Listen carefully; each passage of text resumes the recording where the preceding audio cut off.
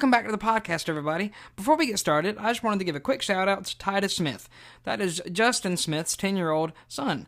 And you're probably wondering, why in the world am I giving him a shout out for? Well, it's because me and Justin here recently recorded an episode together, and right before we started, Titus wanted to come in and tell me that he's a big fan of the podcast, and that means the world to me, buddy, that you listen to these episodes and get something out of them, and I pray that is the same for all of you that are listening, that you get something out of all of them, and especially with this one today. It is actually with somebody you've heard before. It is their second go-around on the podcast, and I hope you enjoy the episode with Youth Pastor Noah Blount.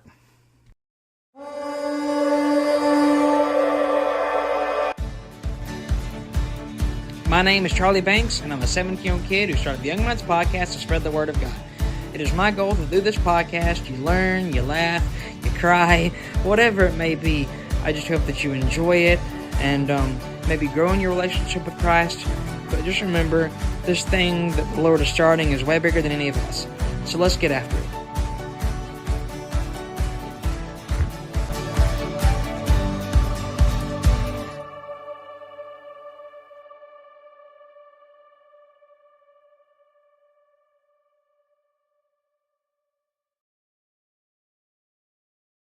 Welcome back to the podcast, man. I'm so glad to have you on today. It is an absolute honor to have you on. And if you could introduce yourself, we'll just keep on going. Yeah, well, good.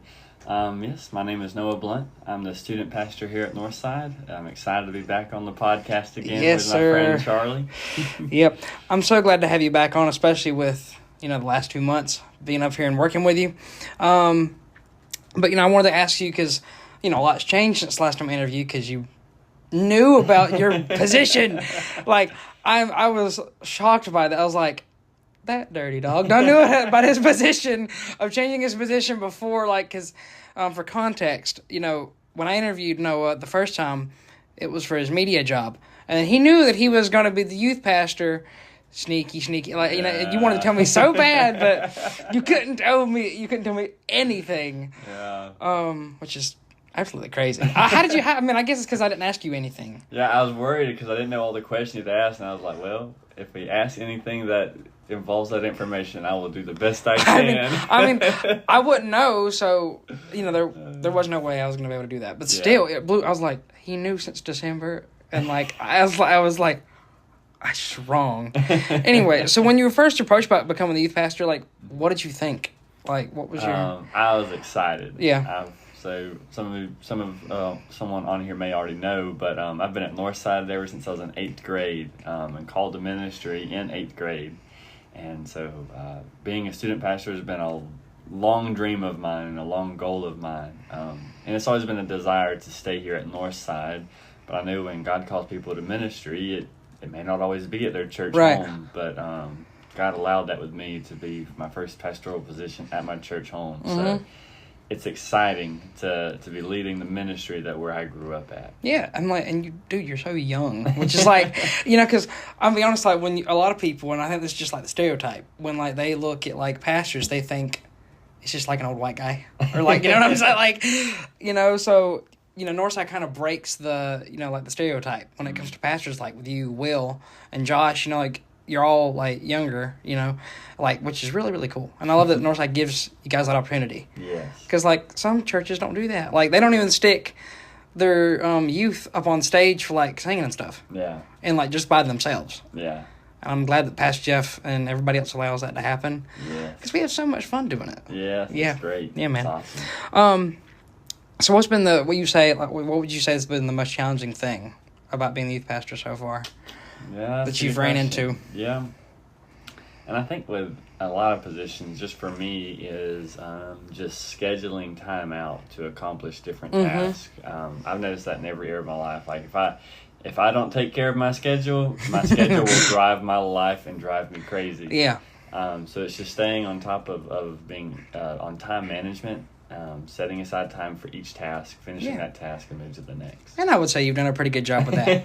With all the tasks that you have to get done, I say you do a pretty good job with it. Okay. Even though you have me to help you with all. Yes, that's a huge thing. Yeah. So how did it feel, since you've had to juggle 2 ministries, were you kind of, obviously you were happy about the youth job, but then you were like, oh snap, we got to either find somebody to like fit this, media stuff, or I'm gonna have to keep doing it. It's like, were you worried about that at all, or like?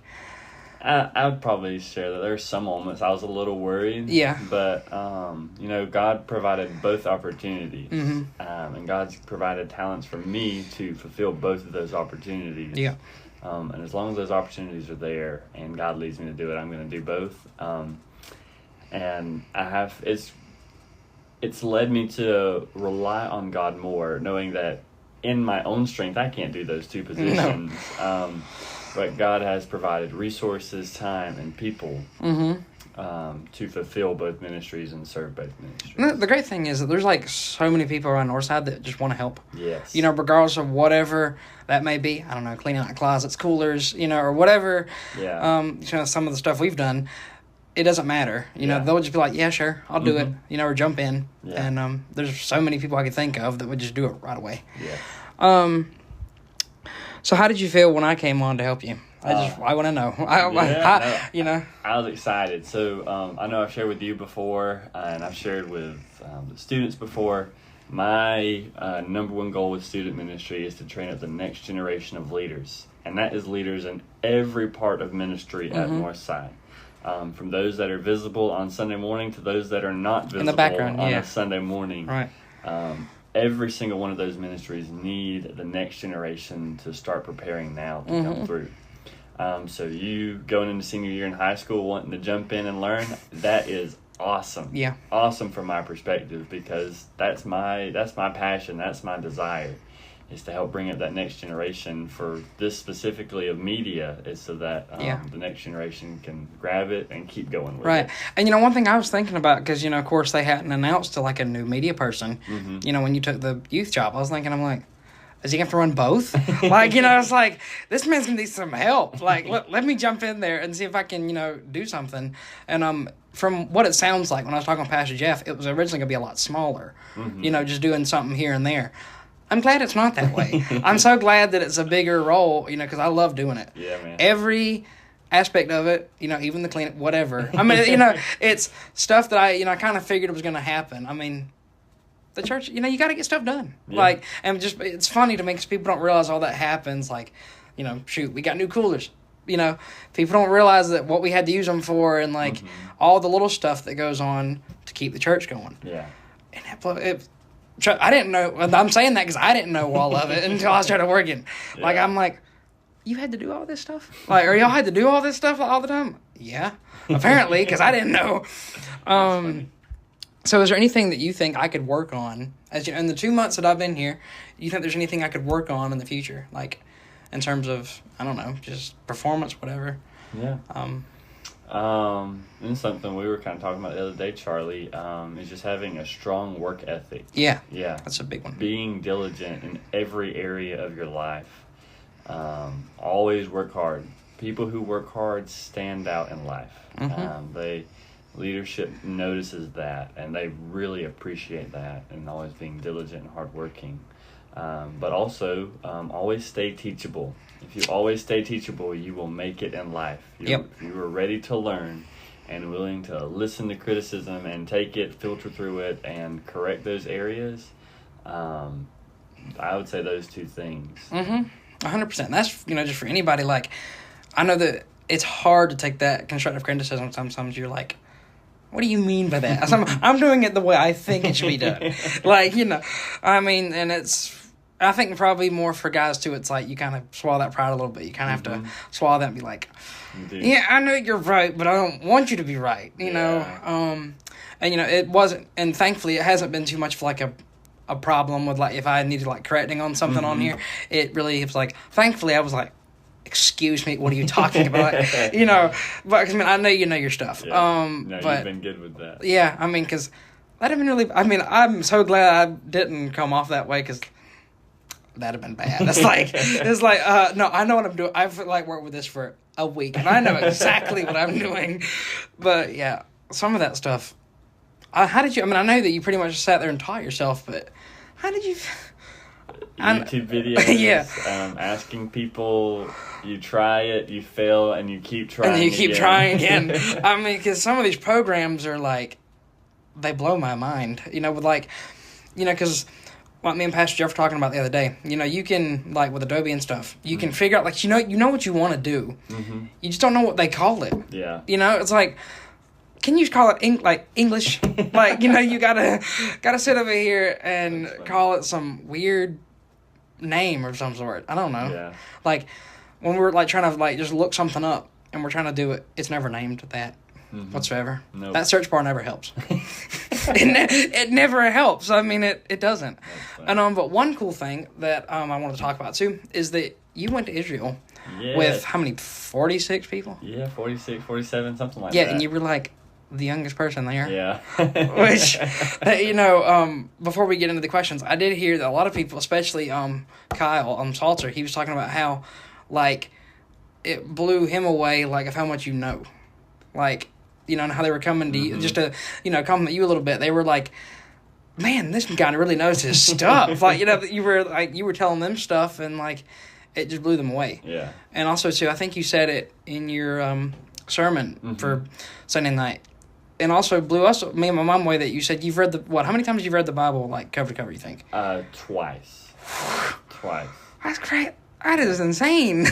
I mean, again, for how young you are, that's crazy. Well, what helped out with reading it through, I used to attend a Christian school. Yeah. And they had a time set aside every morning where you that's read good. your Bible before you could do your schoolwork. Mm-hmm. And so there was a system put in place to read your Bible every morning. And so during my tenure there, I read through it twice. Yeah. Shoot, I wish my school would do that.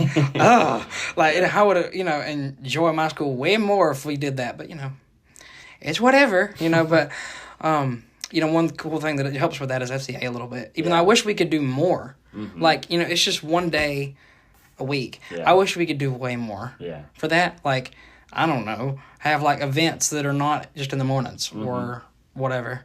Yeah. I mean... Because, we could do a lot of good. It's just, like, I think partly we're, like, tired in the morning and, we kind of just listen to the message and then go about our day or whatnot, School days are busy days. They are. And it's hard to just get there sometimes. Yeah. But I think it's great what y'all do. And it is. Set aside that time, focus time. Yeah. For worship, and then y'all bring in speakers to share the Word of God. Mm-hmm. That's the Word of God spoken on a public campus. Right. Yeah. And, we kind of did the same thing with Wild Adventures. Like, that was really, really cool to get that opportunity to go and sing up there. Yeah. Not to mention we got to see a cool concert, too. But, not every church gets an opportunity to go and, sing or do whatever, an event in a public place like that. Yeah. There's probably... I don't know. There's a lot of people that, from around the country, I don't know, maybe some around the globe, I don't know, that go to Wild Adventures. Mm-hmm. I don't know why you'd want to come all the way down here when there's better theme parks, but still, it's really, really cool that we got to do that, even though we had some issues. But, we worked them out, didn't we? Yeah, we're good. Yeah, and I just hope the next time we do it, it's not so hot. Yeah, that'd be nice. Yeah, because it actually felt better when it rained. I was like, yes, it did. Like, even though we were, like, all scared to death because we thought lightning was going to strike us in the head, it was way, way better. There was a girl, we were sitting under that stage, and, I was sitting over there. She's, like, screamed. There was one, big boom, and it, shook the place, and she just screamed so loud. It was funny, but and then I was telling you earlier, there was some kid sleeping with a towel wrapped around him on the floor. That kid could sleep through a hurricane. If he can sleep through that, he can sleep through anything. Because I wish I could. Honestly, I probably could. I just force myself to get up. Because I will say, since I've been working, I've appreciated sleep a lot more. Mm-hmm. 10 times more. Especially after that 12-hour day we pulled this week. My gosh. But yeah, so how was it for you being only 21 years old, being able to go to Israel? That's an experience. I loved it. And so I think we talked about the other day, I've learned a lot in my classes at Truett McConnell, but it was nothing compared to what I learned in Israel. Right. We had a great guide who showed us around and shared so much insight and so much knowledge, not just of the land, but of how that land comes from the Bible. Like the Bible is the source of truth and knowledge, and how you're walking through the different areas and you're seeing the Bible, as they say, it just comes to life. Yeah. It is great. I was just actually looking back at my notes. I don't remember which day of the week it was, honestly. Yeah, but it was recently, though. Recently, I was looking back at my notes, and just the memories start to come back a little bit of the land, but there's so much there to see and so much to learn. It was great. And about, like the visualizing, too. Like, after you leave, going back and reading, it's like you can visualize those places and how they are. Oh, yeah, it's completely changed how I read the Bible. I bet. I mean, it has to. I mean, because if it doesn't, then you might want to rethink some stuff. Because, I mean, I think everybody would jump at the opportunity to go, somewhere like that. I mean, and it's just so cool. Like, one thing that I do find interesting that I think Pastor Ivy said it and you brought it up was, like, the one thing he was thankful for with the Catholics is, like, or was it the Catholics, that saved a lot of the, like, places where Jesus walked at, like, and, like, the historical parts of it. Yeah. And, like, just imagine they wouldn't exist if they didn't do that. Like, yeah, the Muslims country, they would have taken over those areas, and like a lot of places over there, if it's under Muslim rule, it's just kind of trashy and they don't keep it up. Right. But places where Catholics have saved and protected certain places where events happen in the Bible, there's a lot there that's kind of distracting, but they're protecting the place where those events of the Bible happen, and you're able to go visit. Yeah. It's nice. And I think, obviously, the week that y'all were there, Randy preached. I remember when you sent that video into him, I looked over at Ethan Stidham and I'm like, how much you want to bet Noah sent that in? and then Randy said something like, yeah, I just got this from Noah this morning. It's like, told you, got it. And I just knew it. But it was really, really good. Okay. I mean, for the little bit of time you probably had to put that together, I mean, you probably didn't have too much time, I'm assuming. I can't remember. I did a little bit of recording in the garden, and then I stayed up for, I think, an hour that night. Then put it together. Yeah. I mean, because I knew you probably didn't have much time, and plus you're getting, you probably adjusted by then if you were there. You were there for about a week, right? I adjusted pretty quick. Like, for me, that would be like, I'd have to take a day or two to adjust like the time change, because you were like, I know you're ahead. Israel's ahead of us, aren't they? I think so, yeah. 7 hours ahead. If I remember. Dang. 7. That's a time change for sure. Yeah. I mean, that's not like 1 or 2 hours. That's, completely opposite. Yeah. And it was funny because I was just thinking about it. It's like, I was telling Mom that night, I was like, as we're going to sleep, they're up running around doing stuff right now, just, doing their thing. But yeah, those pictures too that we got to see too, with those little bit of pictures we saw, are amazing. Yeah. It's like, because like you said, you read this stuff and then you get to see it, and that just makes it 10 times better. Yeah. And I want to go someday so bad. Yeah. Let's do it. Yep. So what were some of your favorite places to visit that you can remember? Because I know it was a little bit. Yes. Let me think through really quick. Yeah. I know you went to the Wailing Wall, too. That was yes. I enjoyed the country area of the land, so kind of around the Sea of Galilee. I enjoyed that area more than being in the city. Yeah. The city in and around Jerusalem is just chaotic. It looked pretty chaotic with the pictures I saw. There's always a lot going on everywhere. Yeah. But you're out in the Sea of Galilee, and I've grown up in South Georgia. It's just so much nicer out there. Less traffic, less people, more land. Yeah. It was great to be in that area and to travel through the different locations along the Sea of the Galilee. I bet, and didn't you get to eat out there too? Mm-hmm. Great place. That's awesome. I don't think there was a meal I didn't like, other than being on the airplane. Airplane food wasn't that good. Well, but yeah, once you got Israel, they never... Once you got Israel, solid food every place. Yeah. I mean, what was some of your favorite, food that you ate that you can remember? Like, that was different from, say, over here. Yeah. One of the restaurants we went to early in the trip, it was right there on the Sea of Galilee. I don't remember the name of it. Yeah. But they brought out lamb, they brought out chicken, and they brought out fries, but it was, cooked. Really, really good. Yeah. Oh, it was so good when they would bring it out. Probably some of the best food you've probably eaten, probably. Mm-hmm. Yeah. Yep. Normally, I wasn't a big hummus fan until Israel. Yeah. I had it once or twice. I was like, okay, it's good. But, there's always hummus. Mm-hmm. And I began to love it. Yeah. But yeah, that's a few of them. Yeah. I know that, that's one thing that's always like, when I go and like visit a place, even if it's like, in the United States, if I've not been to that state, like what, we always try to go to restaurants we've not heard of or been to. And that's always like a cool thing. Like, what food do they have that we don't normally eat? Yeah. Like, because, that's a big thing when you're going on a trip. You want to eat some good stuff. You don't want to have, your average like fast food place. That's just boring. Yeah, no. So, and one thing I thought was interesting, and I think you talked about it when you came into my life group one week, was how, Israel's kind of split down the middle. Like, could you talk about that a little bit? How it's kind of just, like, ownership-wise. Oh, I got you. Yeah. Some of the, and I'm not the smartest person with this, so I'll do the best I can. Especially in the city of Jerusalem, much of it's owned by Muslims and that people group, and then you have the Jewish people who owns a smaller portion of it. Places where it's Muslim owned, like I shared a few minutes ago, they don't keep up with it. It's not their land. Like, they may own it, but they don't cherish it like it's their land. But the Jewish people, they know that is the land God has given them. And so the areas that they have, they protect it, they keep up with it. It's special to them. Right. Yeah. And, it's just funny, like, how, like, pretty much it's just cut down right the center. Like, you go from one area, it's all nice, pristine, and then it's weird that you can just tell straight up. Like, there's no, like, in between. It's like, oh, yeah, that's who lives here. That's who lives here. There's no, and I ain't going to say specifically, but there's some places in the U.S. that are like that. I'm just saying, it's kind of like that. So, like, I did hear, like, a report or two of, like, let's just say, missiles getting fired into Israel, like, was it like maybe a week or two before you started going on this trip? Or were you ever like scared at any point during this trip? I never remember hearing a missile gunshot. Good.